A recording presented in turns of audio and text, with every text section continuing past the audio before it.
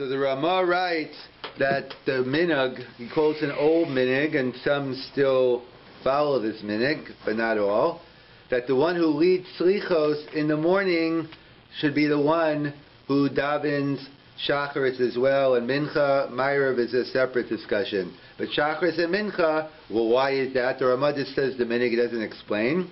So the Magen Avram comes along and says it's based on the principle, there's a Yerushalmi, Kol hamatchil b'mitzvah omrim lo gmar.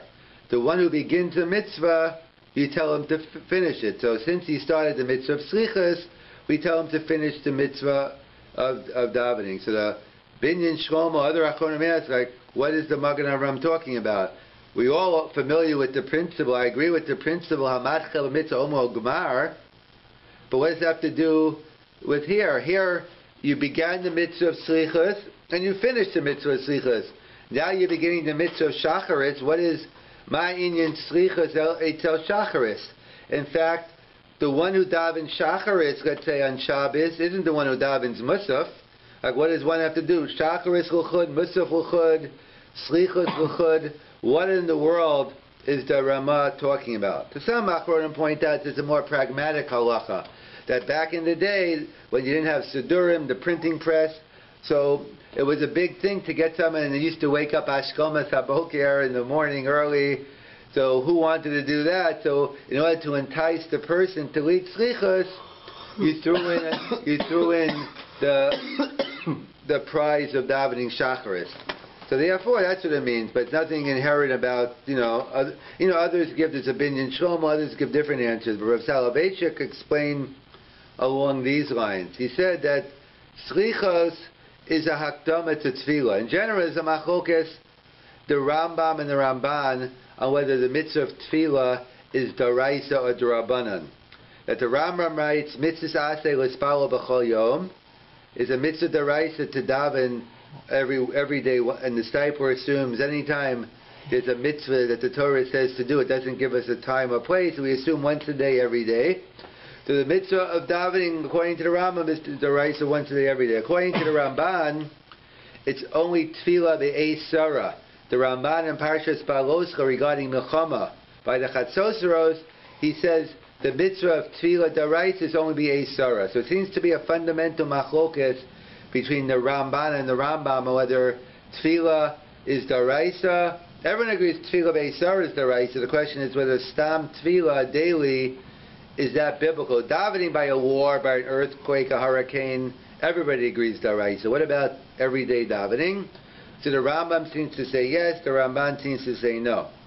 So it seems to be a fundamental machlokes. Comes along with Soloveitchik and says no.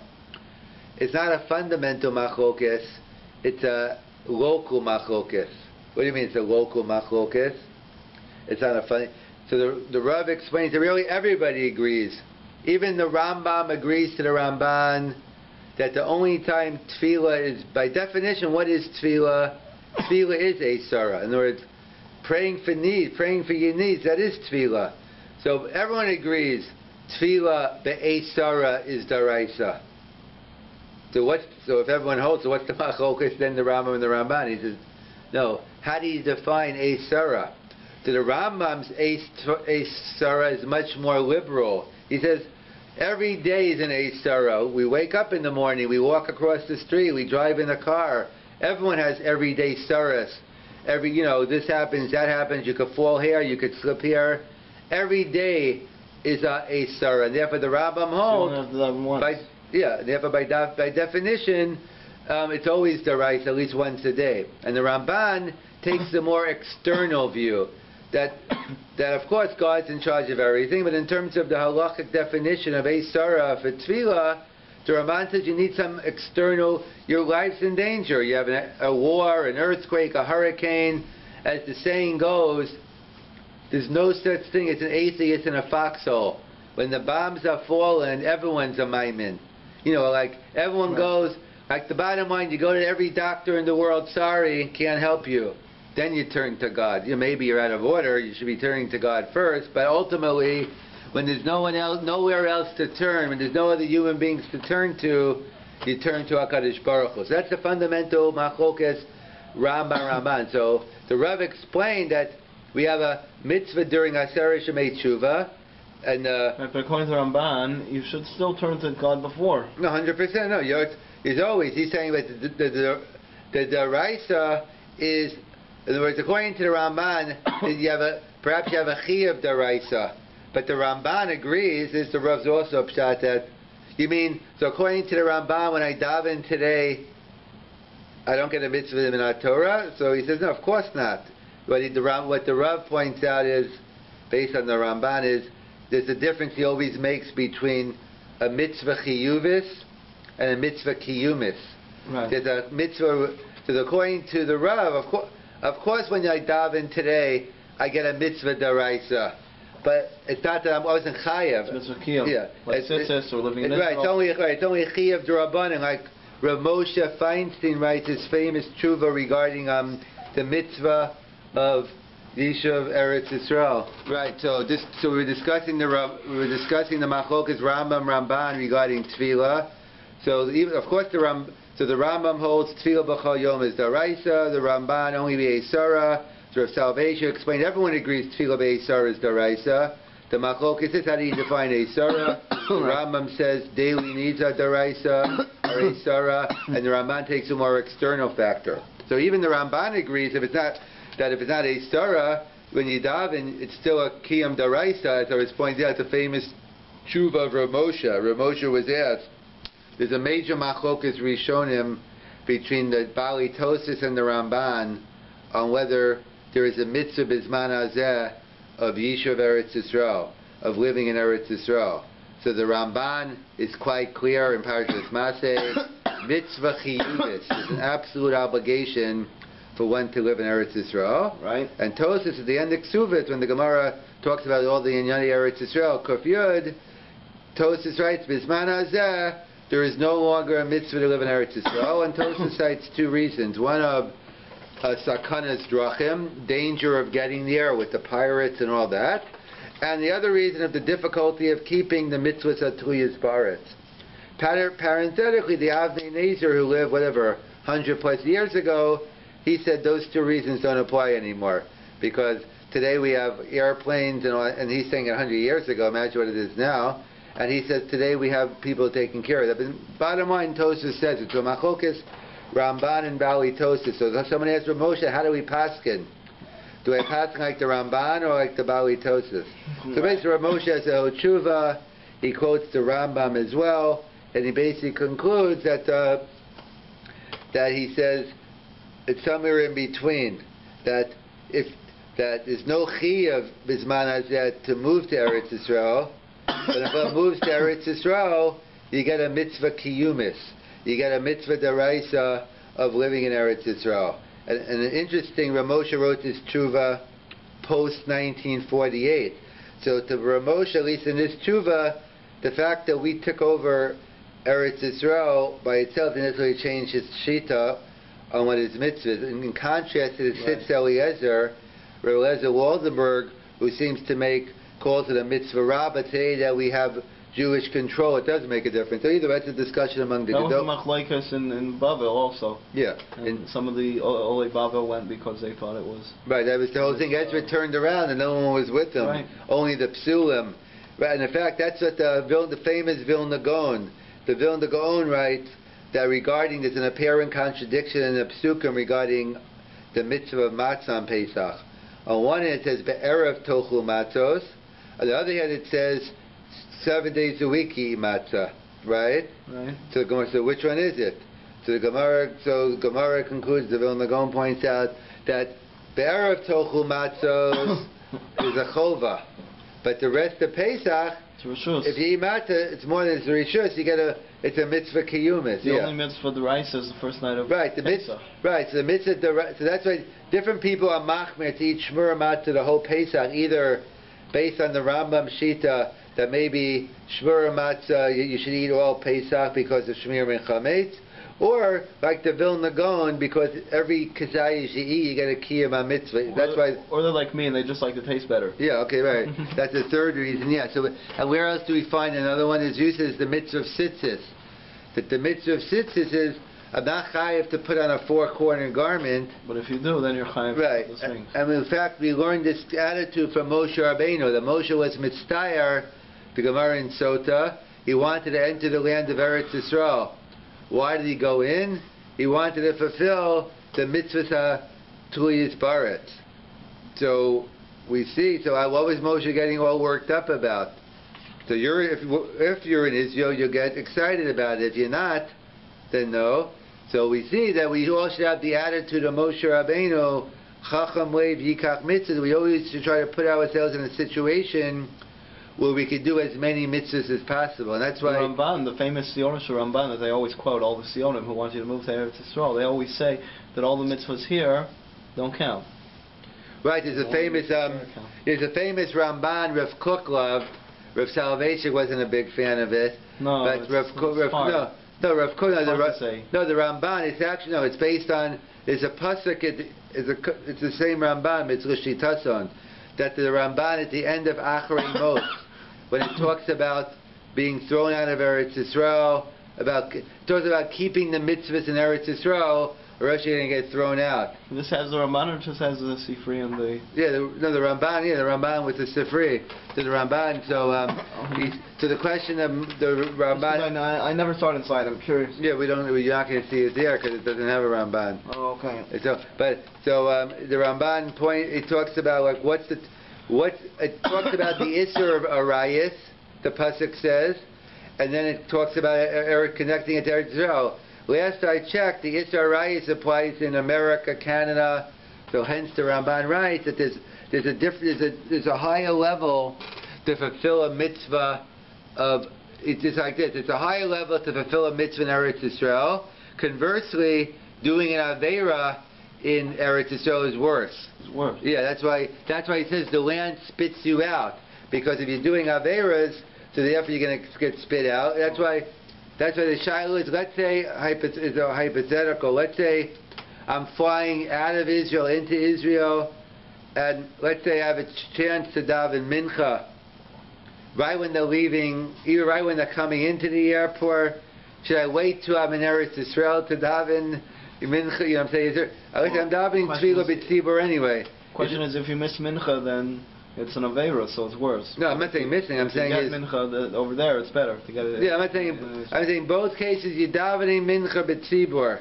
The question is, if I could get a mincha in, let's say in Eretz Yisrael before I leave, or do I wait till I get it? According to is he just saying a hashkafic thing, or is he saying a halachic thing? That's the discussion. And that's the famous Ramban by the Avos. It says the Avos were Makai in the Gemara in Yuma Daf Chavches that Avram was Makayim Kol Torah Kulo, right? So it says. So except for bris milah until the end. Yes. So why? Yeah. So that's a different kasha. Why by bris milah did Avram wait to be commanded? If all other mitzvahs he volunteered, why by bris milah did he wait for it, Tzivoy? Because it was a bris between him and Hashem. Right, so Pashtus... They didn't have the bris before. Pashtus is, you need two people for a bris. If you're making an agreement, you can't make one with yourself. Right. You can, it won't help won't to... be binding. Yeah, that's one answer. There's a famous answer of the Gra that quotes the Gra and the Maral Diskin. That the Gemara... Is that Diskin from the street in Rechavia? It probably is. That it says... There's a famous principle in the Gemara Kedushin. Gadol ha-metzuva miyoseh mishe'ena metzuva v'yoseh. In other words, the Gemara, I think, was Rav Yossi. Rav Yosef was blind, and originally he, they were discussing about making a party, for something, and then until he found out, he was very. I think when he found out that Suma is chayev and mitzvahs, he was very happy because. This was one of the blind rabbis. Yeah, or Rav Yosef, someone. So they point out, either way, but whatever their details are, the principle is, Gadol ha-metzuva v'yoseh m'she'eno metzuva v'yoseh. So the question is, so why didn't Avram wait for all the mitzvahs then? Like, why only Milah? If Gadol ha-metzuva, it's not the question, why wait for Milah? So the Maharal answers, because Gadol ha-metzuva v'yoseh. Right, then that begs the question, why didn't he wait for all the other mitzvahs? So the Efa comes along the Maharal and the Gra and say, because I'll tell you that, because let's say I put on my talus today, right? Is it going to affect what I'm doing tomorrow or the next day? So let's say I'm putter now. Okay, I'm not losing anything. Once I become chayiv, I can do the same mitzvah. Right, so you could get the sivui later. But right, but Mila, which is a one-time shot. Once you do Mila already, so therefore, you can't be mitzvah again. Exactly. In fact, that's how the Be'er Yosef, or Yosef Selevan explains. That's the famous Rashi in the beginning of Vayera. He appeared to Abraham be'elo ane Mamre. So what do you mean Mamre? Because Mamre gave him an eitzah ala Mila. So the Shaila is like, what do you mean? I need a guided. God tells Avram to do Mila. He needs an eitzah from Mamre to do it. Like what's what's going? So some say tongue in cheek. That that's a famous story with Malbim. That the Malbim was along during time of the Maskilim, the Reform movement. Right. And so one time, I don't know how it happened. The Reform rabbi came into the shul of the Malbim, and somehow they gave him a bracha. First of it was different than anyway the Reform rabbis. So either way, he came in. The Reform rabbi got a bracha, or the Malbim got a bracha? No, the Reform rabbi got a bracha in the Malbim. So whether it was the Malbim, whether it was the Malbim shul, he happened to be in the shul. My father got an aliyah in a Reform shul in Budapest. Who did, your father? Yeah, because he said it was like the old Reform, like we were discussing. Yes, in Budapest. So they have organ there, but everything else is halachic. Yeah. So they point out that so what was I saying? Sorry, you were telling me about the Malbim shul and the Reform rabbi. Yeah, so the Reform rabbi gets up and he gets up and says Baruch Hu es Hashem. He goes a nice long bracha, and then afterwards he walks over to Malbim and says, "Aren't you impressed? Me, a Reform, look how much kavanah I have." So the Malbim is very sharp. The Malbim says, like the Reform sheet is basically that whatever the Goyim, they're imitating the Goyim. That's why they bring the organ in. Right. So he says, what are you talking about? Of course you have so much kavanah. You have a lot to be happy for, because if God gave the Torah to the Goyim, you'd have to keep it. And he's saying, "Hashabacha bana mikol ha'amim." So he was saying it as a positive, and the Malbim was trashy. He said, of course they're happy. The Torah was given to the Jews, so you don't keep it. But if it was given to the Goyim, you'd have to keep it. You get the. I'm trying to figure it out. If it was given to the Goyim, he's saying the Maskilim, they follow whatever the Goyim. They follow whatever the Goyim do. So that's why they don't have to keep the Torah. No, so he's saying, he says, of course you have he says, of course you have. He says, of course you have it. I'm saying right, because they're following the Goyim, so they don't have to keep Torah. No, absolutely, yeah. According to them. Yeah, I'm saying that was just a joke and stuff. Right, yeah, but that's I understand. So either way, that's what he's pointing out. So the question is, so that's how the Gra answers. He says, Gadol HaMetzuva v'yos, you only can do Mila once. So therefore, that's why you have. Therefore, he waited for the Mila. But for the other mitzvahs, he volunteered. So getting back, that's what the Ramban said. Why did the Avos? He says the Avos kept Kol Torah Kuo before. So the Ramban. The question is, how did Yaakov marry two sisters? How did Yaakov marry two sisters? Right. So the Ramban answers. Well, they weren't related because they converted. Yeah, that's one of the answers. I think the Orach Chaim some point like. But that's a Durabanan, and if you say that he kept the Durabanans also, then it's a problem. Right. But then that's if you say right, because by Avram it says even Erev Tavshilot he kept. Right. Right. Well, what's the other answer? But either way, the Rabbi Yaakov Kamenetsky has an answer for that anyway. Even if, let's say, there was a Durabanan, but doesn't mean. Let's say it wasn't a Durabanan, it was a minhag, let's say. So if Yaakov gave his word to marry two sisters, obviously that's a deraisa to being a yosher. So therefore, I'm not going to take the chumrah of not marrying two sisters that I don't have to do yet, because the Torah wasn't even given yet. So the chi, my word is a chiyuv. That's only a minhag, so you wouldn't be obligated. That's a different shot. So, but either way, the Ramban answers. He says that's limited to Eretz Yisrael. the others only kept the. So all those things were minhagim. Yeah. That was the pshat. So that's what Yaakov writes. So the second one was they only kept the Torah and Eretz Yisrael. Yes, so the Ramban writes. The Ramban says they don't. And therefore, if you notice, that's why before he came into Eretz Yisrael, Rachel died and he buried her. So we see why. So that's the Yisod, because it makes sense according to Ramban, because it only makes sense to. Well, Rachel was buried in Eretz Yisrael in Shechem, no? Yeah. So. Not in Shechem, in Kever Rachel. Right. So I'm saying before. Right. So he was. So that's why I guess before, not before Eretz Yisrael, maybe before he came in, or maybe right away when he came in. Yeah, because he was. Yeah. She was buried, with. No, she was buried. Yeah, Beis Lechem, Ephraim. Yeah. So. Right. Yeah. Beis Lechem. That's it. Yeah. So either way, so that's the Ramban. The Ramban writes that he puts Eretz right. He puts Eretz the major. That's his mashal he gives. The only reason or one of the major reasons we keep mitzvahs in Chutz La'aretz is that we don't want to forget them. Like someone's getting kidnapped and he drops the little markers on the ground so he knows how to get back. So we're going to be a long goal. It's not to forget how to keep mitzvahs. So therefore. So the Vilna Gaon thinks it's a typo. He says, because it says tough mem. So it says the Ramban says even tefillin and mezuzahs it applies to, not just so the Gruz is Ramban. Right, the Ramban says tefillin's the Raisa, but we don't know only because of the Ramban how to put them. No, he's saying right. No, but he's saying no. He's saying even tefillin and mezuzahs, that even mitzvahs that apply anywhere. And the Gruz says no, it's a typo. It should be afil trumas and maises. It should be. Oh. It should be tefillin and mezuzahs. He only said right. So either way, that's a big. So for the Rav Kook, that Ramban is major. Rav Soloveitchik downplayed that Ramban, and the Vilna Gaon didn't like it either. The Vilna Gaon claims the Ramban didn't say it. It's hard to say the Ramban didn't say it because people quote the Ramban. The Ramban probably said it. Like anything, you have to take it in the context of everything else.